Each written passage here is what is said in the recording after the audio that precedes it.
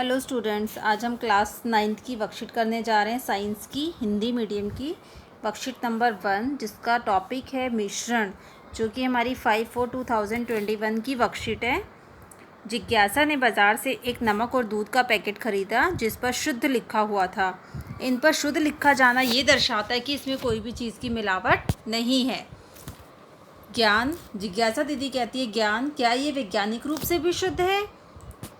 तो ज्ञान कहता है, नहीं दीदी, वैज्ञानिक रूप से पदार्थों के शुद्ध होने का अर्थ है कि उनके सभी कणों की रासायनिक प्रकृति एक समान है, किंतु यहाँ ऐसा नहीं है। जैसे दूध का निर्माण किससे होता है? जल, वसा, प्रोटीन आदि पदार्थों से होता है, जिनकी रासायनिक प्रकृति अलग अलग होती है। तीनों की रासायनिक प्रकृति अलग अलग है।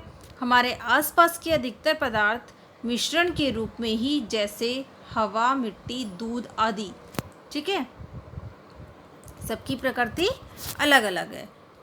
ऐसे अब देखते हैं, ऐसे पदार्थ जिनका निर्माण दो या उससे अधिक पदार्थों, शुद्ध तत्वों या यौगिकों को मिलाने से हुआ है, उन्हें हम क्या कहते हैं? मिश्रण, ठीक है, या तो शुद्ध तत्वों से या यौगिकों से।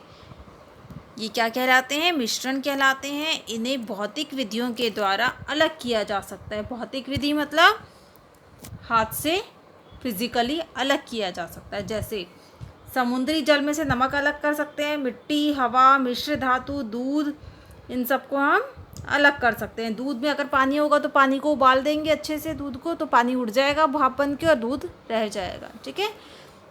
दूसरा है मिश्रण, जो होता है वो दो तरह का होता है, समागी मिश्रण और विषमागी मिश्रण।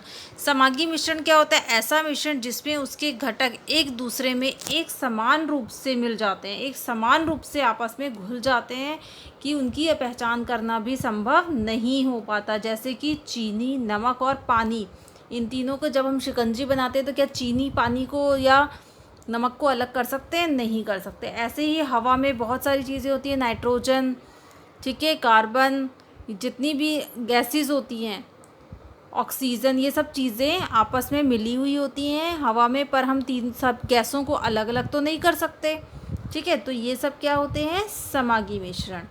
दूसरा है विषमागी मिश्रण, ऐसा मिश्रण जिसमें उसके घटक एक दूसरे में असमान रूप से व्यवस्थित हो, मतलब एक दूसरे से आपस में ना मिले हुए हों, और उनकी पहचान भी हम आसानी से कर सकते हैं। जैसे कि चीनी और रेत। चीनी में और रेत को जब हम मिला दें तो चीनी हमें अलग नज़र आएगी और रेत हमें अलग नज़र आएगी, ठीक है। गंधला पानी, नमक और लोहे की छीलन का मिश्रण, ठीक है, ये सब क्या है? हमारे विषमागी, जिनको हम अलग अलग देख सकते हैं।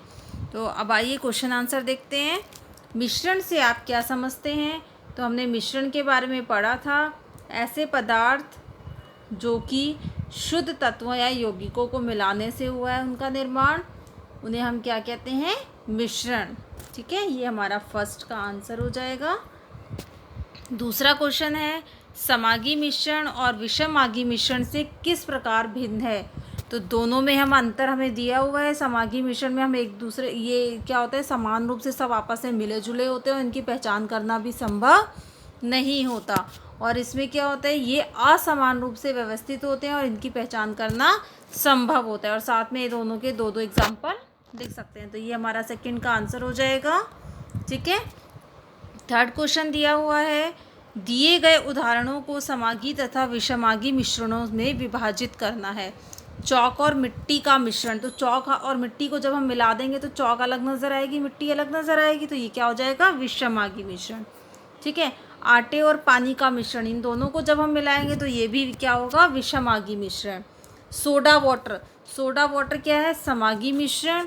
और मिश्र धातु क्या है? ये भी समागी मिश्रण। तो ये दोनों हमारे क्या हो जाएंगे? समागी मिश्रण। और ये दोनों हमारे क्या हो जाएंगे? विषमागी मिश्रण, ठीक है। इसके बाद फोर्थ क्वेश्चन है, वायु किस प्रकार का मिश्रण है? वायु समागी मिश्रण है। हमने पढ़ा था यहाँ पे, क्यों? क्योंकि इसमें मिश्रण जो होता है, एक दूसरे के घटक समान रूप से आपस में मिले हुए होते हैं और इनकी पहचान करना भी संभव नहीं होता। जैसे कि nitrogen gas, oxygen gas, carbon dioxide gas, सारी गैसें आपस में मिली हुई होती है, उसी को हम कहते हैं हवा या वायु, ठीक है।